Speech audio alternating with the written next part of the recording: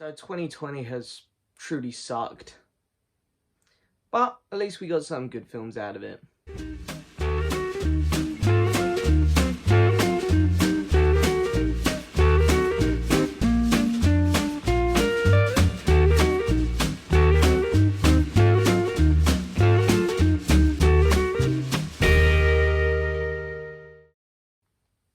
Hello and yes, welcome back to another video, guys. Now that's right, today we're going over my top 10 movies of 2020. This is always a more exciting video for me to do, and also I want to say Happy New Year's to everyone. I'm going to upload this on New Year's Day. Hope everyone had a good New Year's. Hope everyone got as pissed as possible and had cheered off 2020 as best they could. So yes, Happy New Year's everyone. But that's right, today top 10 movies of 2020. Now, I need to say I'm going by what it says on Letterboxd and IMDb. If, like, for example, Parasite here in the UK, it did come out in 2020, but because it came out in 2019 first, I've counted that as a 2019 film. Same for things like 1917, Jojo Rabbit, which have been appearing on some people's 2020 lists here in the UK. You will not find them on mine. They're on my 2019 ranking. Also, for those who would be curious as to whether I'm including Hamilton or not, I've decided not to include it because it is not really technically a film, even though if I was to place it on this list, it would be number 1. But anyway, with all that out of the way, let's get started. My number 10 is going to...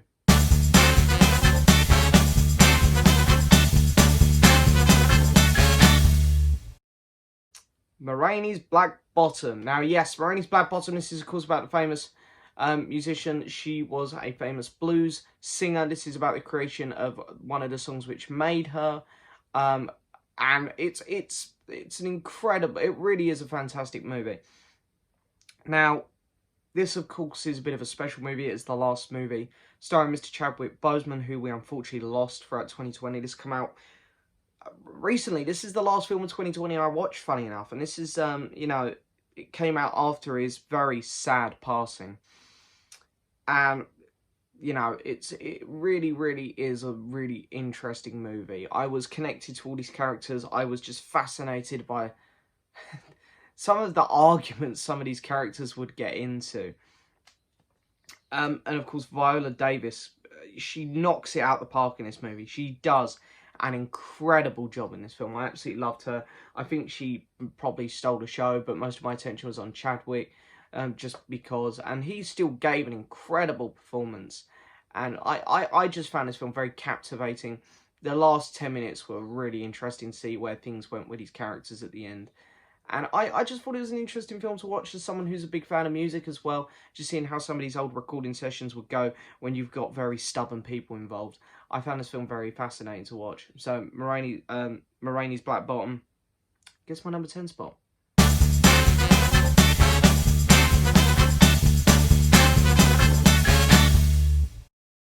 So number 9 is going to Mank. Now that's right, Mank. This, of course, being the latest film from director. Why is his name not coming to me? The guy done The Social Network, and for some reason his name's not coming to me right now. Mank. This stars Gary Oldman, Amanda Seyfried, and Charles Dance. This film is very interesting. I thought this film would probably be a top 5 for me, but it's not that good. But this film is still very fascinating. I love the style of this film for a start. I love, of course, it's about the writing of Citizen Kane. It's how that film came to be. And it really makes you feel like you're in that time. It's really good. I love the effects that they've done on the audio. The very outdated kind of style of people that these actors are now playing. And I think the performances all round were incredible. A lot of the shots were fantastic. There's a few shots I always like to go back to with this movie. One of my favourites is when Gary Oldman's introducing his nephew to like a big movie, I think a producer or something like that. And just the scene itself, the dialogue was fantastic. The cinematography in this film is gorgeous. There's a lot of good things. This film suffers though at times. It is too long. There are scenes which are a bit unnecessary, but overall there's a lot more good than bad here. I really enjoyed Mank. I did think it was a bit disappointing because, as I say, I wanted this to be a top 5 film for me, and with the trailers and stuff. I think I said this in my review of the movie as well. I wanted this film to be like amazing, but it wasn't quite that. But then again, it hasn't had much competition this year, hence why it still managed to make the top 10.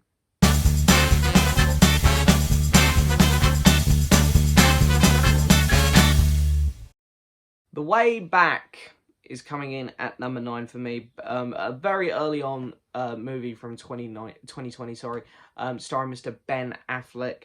I really do love Ben Affleck. It's good to see that he's getting back into making some good movies. It's good to see that he's got out of the DCEU.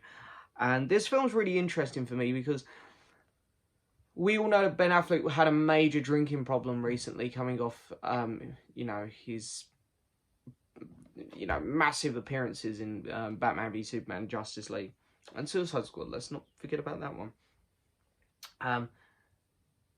And it's interesting to see him playing an alcoholic here. It's very fascinating. This is one of the first roles he's chosen after this down point in his life, but yet it offers a really fascinating story.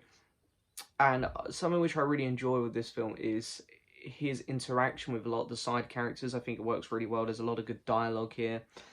And yeah, I think this film does have a lot to offer. I really enjoyed it. So The Way Back is coming in at number 8.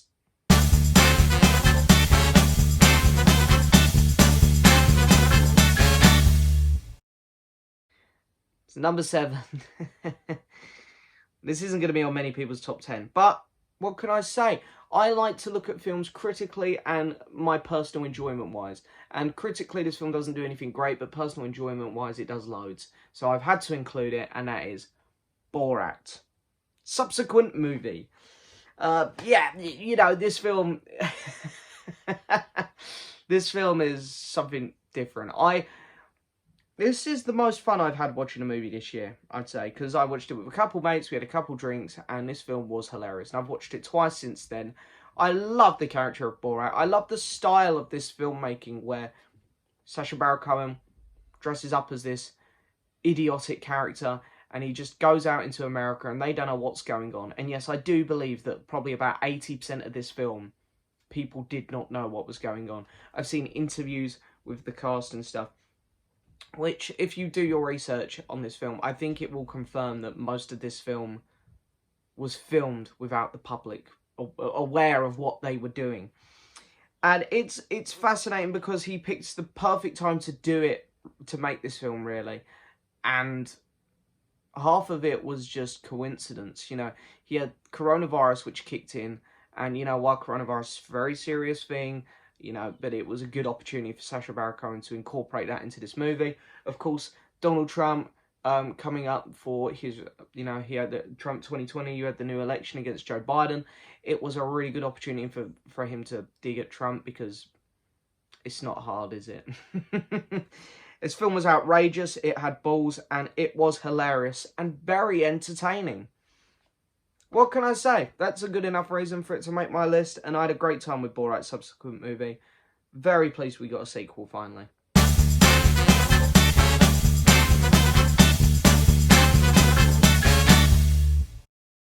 Yeah, number 6. This is going to Palm Springs, the Hulu movie, starring Andy Samberg, who of course most people will know from Brooklyn Nine-Nine, or That's My Boy. He's a comedy actor, and while this film has comedy elements of it in it, it's still quite a serious movie at times, and I found this a really, really good film to watch. Like, really good. It's one that I've gone back to once, and if they bring it out on Blu-ray, I will actually probably buy this movie. I genuinely really enjoy it. I forget the name of the lead actress in it, but Andy Samberg and her, they both give great performances. I love their chemistry. I love it. I like the little twist about how Andy Samberg lied to her about halfway through the movie, because I love these films where you have to keep reliving the day and keep reliving it. But this film does something interesting. Normally, you see the main character start to relive the day. Like, all of a sudden, every film that does it, Live, Die, Repeat, Groundhog Day, you'll always see these characters get into these scenarios. Where Andy Samberg's in it from the word go. He's been doing it a while. So it's really interesting to see a different take on that. J.K. Simmons doesn't do much in it, but when he's in it, he's fantastic. It's a really sweet movie. I really, really enjoyed this film. I thought it was clever and funny. And it's Easily one of the better films I've seen this year.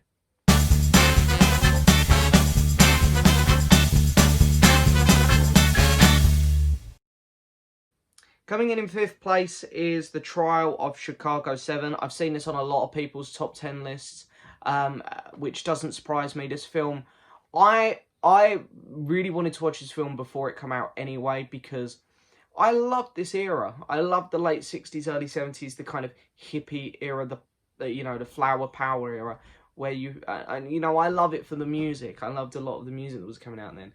And a lot of the bands I loved from back then, like the Beatles and Led Zeppelin and The Who and the Kinks and Cream and all these fantastic bands, you'd see them go to all these protests and stuff. Bob Dylan done a lot. You'd see them go to a lot of these protests, but to be honest, I didn't know what much of it was all about, because I was just watching these documentaries and stuff for the musicians. So it was really interesting to see, to go into that in a bit more detail. I found that fascinating personally, and I found it just really interesting. And then, of course, on top of that, you've got great performances. Eddie Redmayne's fantastic. Sacha Baron Cohen, I think, will probably be nominated for Best Supporting Actor here. He was great in this movie. The dialogue was incredible. And I found this film really well paced. I didn't think it was longed out, like I've heard a few people saying. I actually had a really good time from start to finish with this movie. I just think I found this movie really fascinating, and for me, that's why it sort of stuck with me. It's a film which I'll watch again. I'm really hoping they do a Criterion Blu-ray of this. I'd pick it up in a heartbeat. So yeah, The Trial of Chicago 7 is a really, really great movie.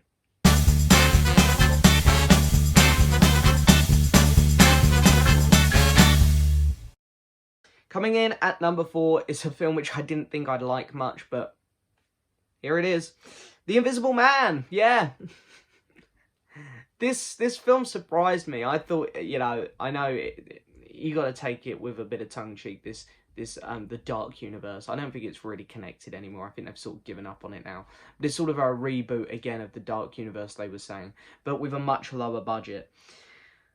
And wow, I thought this film was great. You can tell this is by a bit more of an independent filmmaker with a smaller budget. You can tell that this film is being taken more seriously as an individual film instead of setting up a universe. I loved what they'd done with this movie. I thought the lead actress in it was fantastic. And I loved a lot of the shots in this movie. Like, there would be nothing in frame, but the camera would pan like something was in frame. It was... I mean, I know it's pretty basic stuff, really. They're probably just like, pan the camera really slowly. It's, it's not super high quality, but it's still like, wow, yeah, it gives you the feeling that, with all the sound mixing and the audio over the top and stuff, it gives you the feeling like, oh, damn, there's some murderer right there. I knew nothing about the Invisible Man. I don't know much about his character, so it was cool for me to see how this story unfolded. I loved a few of the twists near the end. And hey, what can I say? I just found this film very entertaining. Not 100% sure about the ending. That was the only bit for me where I was a bit like, maybe they could have done a bit better there. But I overall really enjoyed this movie. I just didn't expect it to be great, and what the hell, I had a fantastic time with it.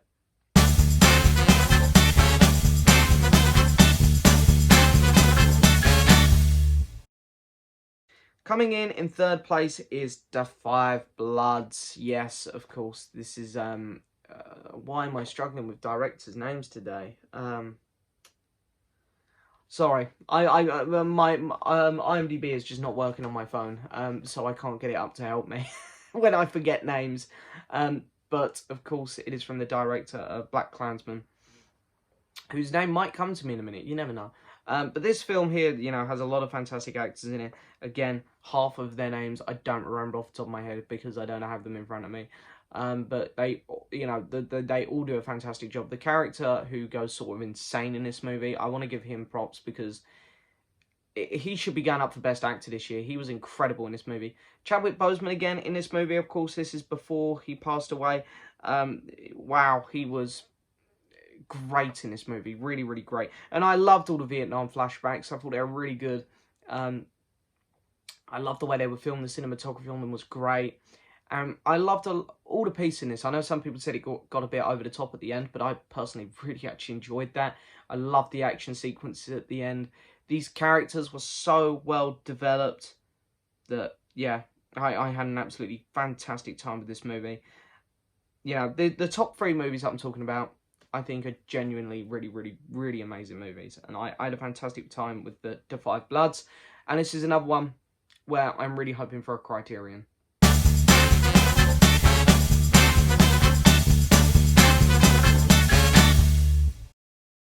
So before we get on to number 2, Spike Lee. I literally just remember the guy's name who directed The Five Bloods, Spike Lee. But anyway, number 2.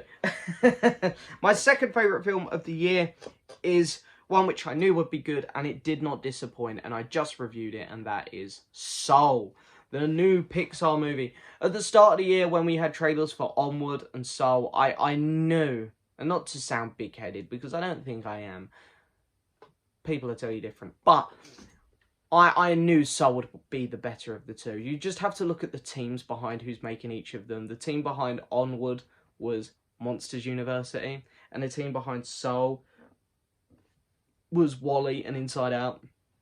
You just knew this was going to be the better of the two, and it was fantastic. This film had great messages throughout it, important ones, especially considering the year we're in, where depression is more real than ever. It's just gorgeous to look at. The cinematography in this film is great. The colouring, the colour palette of this movie is gorgeous. The sound effects throughout this movie are fantastic. The voice actors all done an incredible job. The pacing, I loved everything about this movie. I genuinely did. I thought it had a really nice ending as well. I felt a couple tears in my eyes near the end of the movie. This movie was stunning. It was great. And that's why it's getting my number 2 spot. But here we go. Number 1.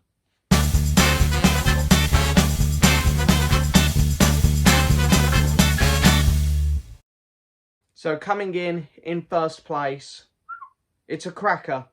The Gentleman. That's right. From Guy Ritchie. His return to that classic British gangster movie. We're going back to Lock, Stock / Snatch style of movies, and wow, this was the first film I saw this year. I mean, some people count this as a 2019 because it came out New Year's Eve and last year, but you know, like at midnight, so it's really a 2020 movie. This is the very first film of the year. I absolutely had an incredible time with this film. Wow. Every time I've watched it like 4 times now, and every time I've been engaged from start to finish. It's a return to form for Guy Ritchie. Even though I have enjoyed some of his other films. I love The Man from U.N.C.L.E. I did enjoy the Sherlock movies. And hey, I actually found Aladdin okay. But this film was just, wow, this was incredible. I loved all the characters in it. I loved all of them. They all sort of got an equal amount of screen time. So you wasn't wondering where one was. All of a sudden one was popping up. It was just really, really well written. The story was complex, but just so well done that I had such a great time with it. All of the actors done a fantastic job. Personal favourite was probably Colin Farrell. He cracked me up. Although Hugh Grant, wow, he had some amazing scenes as well. Really funny. Matthew McConaughey, this is maybe the coolest I've ever seen him, other than those 5 minutes of screen time he had in The Wolf of Wall Street. And maybe The Beach Bum. That was a cracking movie. But yeah, this film, the action in it is so good as well. And I love how British it is. I love how British it is. This film's fantastic. Guy Ritchie, please make more films like this. Please. Don't do Aladdin 2. Make more films like this. But there we go. There's my top 10 films of 2020. I'm going to also be doing my top 10 TV shows of 2020. I might just rank them all, actually. I'm not sure. I might just do least to best shows of 2020 I watched. And I will also be doing worst to best movies of 2020. So for all those other films which people have been asking me about, like in my other video, but I saw Mulan come up a lot in the comments, Birds of Prey. And in this video, I'm sure I'm going to have a lot of other films come up, like people are probably going to be going, where's Tenet? You know, where's this, where's that? In my worst to best video, you'll see all of those films. They're filling all they're all in between my top 10 best and top 10 worst. You'll see where they all sort of fall. So that video will also be coming soon. Probably the weekend. It won't be far off. But yeah, there we go. They're my top 10 films of 2020. Guys, it's been a weird year. I know that they're not like the best films, some of them. Honestly, as bad as it sounds, as much as I love The Gentleman would not have cracked my top 10 of 2019, which shows what this year of movies has been like. Not the movie industry's fault, COVID's fault. But anyway, that is my top 10 films of 2020. I hope you guys have enjoyed it as always. Don't forget to hit that subscribe button, like the video, leave a message, and I'll see you all next time for another video. Bye-bye.